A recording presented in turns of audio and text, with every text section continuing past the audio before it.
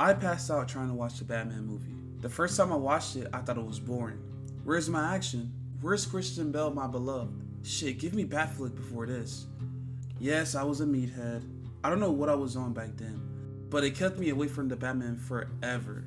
Until now, and I am ashamed of myself for waiting for so long. So even though I'm so late, I want to talk about it. Talk about why I believe it's one of the best movies made in recent years, and analyze why I believe it's a masterpiece that sets itself apart from all the other Batman films before it.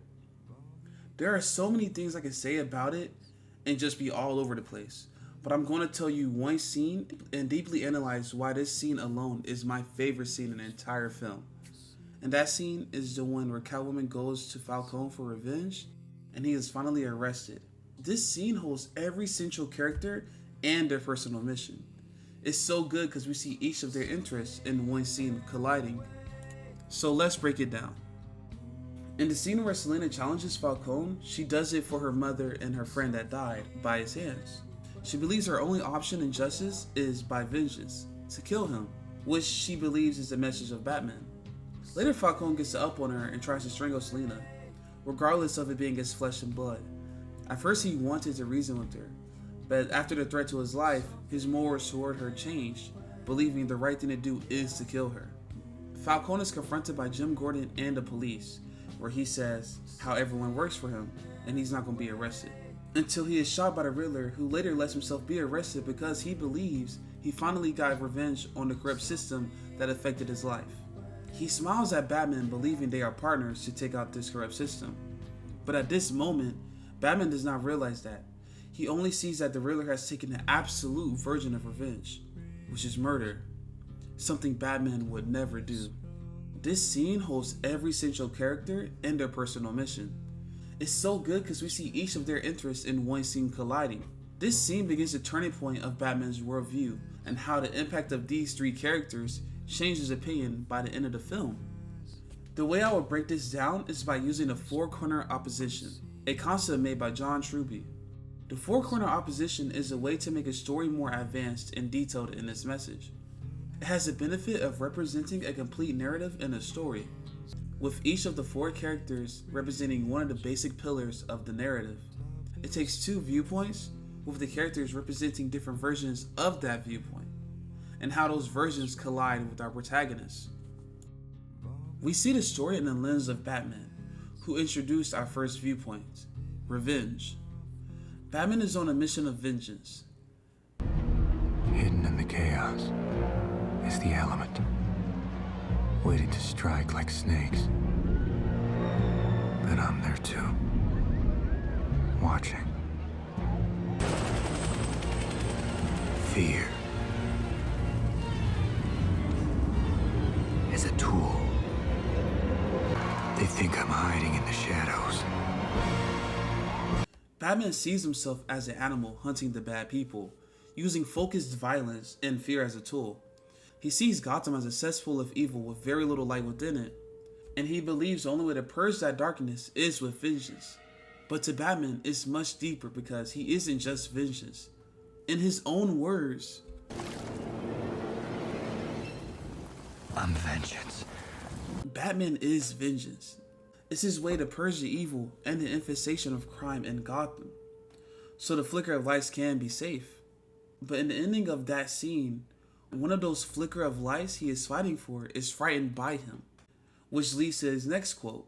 I wish I could say I'm making a difference, but I don't know. The city's eating itself. Maybe it's beyond saving. Batman believes the city is a snake eating its own tail, failing to see the negative potential his vengeance is having on the city. Because Batman believes his viewpoint is a positive, we see it as a positive as well. And then we are introduced to our second viewpoint, Selina Kyle. When Batman meets Selina and uses her as his informant, he sees her as a light in Gotham, a good person in a bad situation. But that all changed once he learned that she was involved with Falcone. He immediately thinks the worst and is distracted by that connection. It shouldn't mean anything to him, and he should carry on with the mission, but he can't. He's in distraught, because someone he likes is now viewed as bad. He also witnesses Catwoman steal money from the Penguin during an iconic chase, and which furthers his disgust in liking someone like that. Batman is an absolutist in justice. He believes you do wrong, you become a part of that bad category. You sleep with them, you play dice with them, then you are no longer good and you should be purged with the bad. He believes there is always a better choice, no matter the situation. But Selina doesn't agree, introducing our second viewpoint, moral code. What is right and what is wrong? In Gotham, people's morals are forcibly changed by their situation and upbringing. It's not as simple as black and white as Batman believes, mainly because in Batman's upbringing, he didn't have to face the daily challenges of an average Gotham citizen, which is best shown in this scene. It means your choices have consequences. Jesus Christ. Choices? You know, whoever the hell you are, you obviously grew up rich. Why's that? You know what? I can't even talk to you. No. I want to know why a guy like Falcone would owe you anything. Because he's my father! This scene shows Batman that it's not that simple. You can't just be a good person and survive in Gotham. It isn't just black and white. There are multiple grays. But how does Selina and her viewpoint collide with Batman? We see this in the scene where Selina tries to kill her father Falcone, and Batman attempts to stop her. He has to pay! You don't have to pay with him. You paid enough. This is the first impact to our protagonist. Selina believed there was only one way for vengeance, to kill. This is further recognized from Selina wanting Batman's aid in killing. Selina's moral code is dependent on what is needed for her survival, whether it's good or bad. But with Batman's help, she doesn't kill, because even to her, it is morally wrong. Selina's impact shows our protagonist that you can't judge a book by its cover and brand them as evil, because it is never that simple. This viewpoint is further pushed with the third character, Falcone. Falcone doesn't impact Batman, instead he impacts Bruce Wayne, because of the connection Falcone has with Thomas Wayne, his father. The moral code in Falcone's view is heavily dependent on what benefits you and you alone. What is deemed as right and wrong is dependent on who is in charge, where in Selina's viewpoint is right and wrong is dependent on your situation. Falcone's viewpoint is much more direct and fast-paced compared to Selina's. In the first scene with Falcone and Bruce, our protagonist is immediately challenged in his ideals. Oz, you know Bruce Wayne? Wow, is that right? His father saved my life. I got shot in the chest. Right here. I couldn't go to no hospital, so we showed up on his doorstep. Operated right on the dining room table. You don't think that meant something he did that? It means he took the Hippocratic Oath. Bruce leaves the conversation with Falcone laughing at his response. Bruce sees his father as a saint, a person who would never be involved with the bad. The only reason he did it was because of the Hippocratic Oath. Bruce idolizes his father to the point he mocks Alfred, his caretaker, for speaking like his angelic father. But Bruce's fascination over Thomas Wayne crumbles when he learns about the use of the trust fund, and that his father hired Falcone to kill a reporter. And with Alfred in the hospital, the only person Bruce can go to for answers is Falcone, which breaks him even more. I never seen him like that. He said, Carmine, I want you to put the fear of God in this guy. And when fear isn't enough, you thought your father was a Boy Scout. But you'd be surprised what even a good man like him is capable of in the right situation. Bruce is convinced his father was a liar, and he was lied to by Alfred for his whole life, until Alfred sets him straight and tells him the truth, revealing Falcone would do anything to get someone in his pocket, because in his moral code, if it benefits him, it is deemed as the right thing to do. Just like how Falcone used the trust fund for himself. Thomas Wayne had good intentions and created the trust fund, but it resulted in a bad outcome, which makes Bruce question, can I am vengeance result in a bad outcome? Which brings us to our final character, and a second perspective of viewpoint 1, the Riddler. In the first scene of the movie, we are watching through Riddler's eyes, and binoculars. And at least to me, I genuinely thought we were watching through Batman's eyes. The scene alone shows how alike the Riddler and the Batman are. They both seek vengeance. Where Batman's vengeance seeks lawful justice, Riddler's vengeance seeks the death of the corrupt. The Riddler wants to rid Gotham of its corrupt leaders.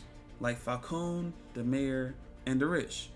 He sees himself as a vigilante like Batman, which is further pushed in this scene. Who are you? Me. I'm nobody. I'm just an instrument, here to unmask the truth about this cesspool we call a city. Let's do it together, okay? I've been trying to reach you. You're part of this too. Batman calls himself Vengeance, and the Riddler calls himself an instrument. They both see themselves as ideas that are the same. They both seek vengeance. But Batman doesn't see that, because the Riddler kills, which puts the Riddler in the dark side of Batman's current black and white worldview. In the video Vengeance Meets Justice, Robert Pattinson talks about this more.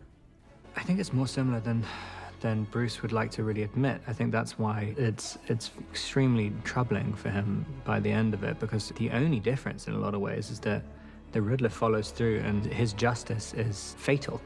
But this block that Batman creates is broken when he talks to the Riddler. Batman learns that he was also an orphan, but once again Batman believes since Batman became a good person and the Riddler didn't, it was because of the Riddler's own choices. It is his own fault. But the Riddler counters this when talking about Bruce Wayne, and he wasn't truly an orphan. The day the great Thomas Wayne announced he was running for mayor made all those promises. Well, a week later he was dead and everybody just forgot about us. All they could talk about was poor Bruce Wayne. Bruce Wayne, the orphan, living in some tower, looking down on everyone with all that money. Do you know what being an orphan is? It's 30 kids to a room. You wake up screaming with rats, chewing your fingers. And every winter, one of the babies die because it's so cold. He's the only one we didn't get. But we got the rest of them, didn't we? All everyone wants to do is unmask you, but they're missing the point. You and I both know. I'm looking at the real you right now. Batman finally wakes up and sees it's not just black and white, and sees how his effect has created a change. His vengeance created the Riddler. These 4 viewpoints create the story, and it's what makes it so much better than the average Batman movie. But then what is the message? What is the point? The Batman takes the 4-corner opposition method even further by creating a third viewpoint that combines and overtakes the other 2. Hope. When the followers of the Riddler attack the innocent because of their hatred, they respond to Batman by saying, "I am vengeance." This shows the result of Batman and his current influence, and what Batman no longer wants to be. He has to become more, something better. Batman stopping and saving Selina shows that vengeance is a monster, and no one wants to be a monster. They just think it's their only choice. And by stopping Selina, by saving the victims in the dark, he shows there is another choice. He becomes that light in their darkness. He becomes hope. He shows the people that they can turn their trauma into something better. And now the people of Gotham see Batman as that hope.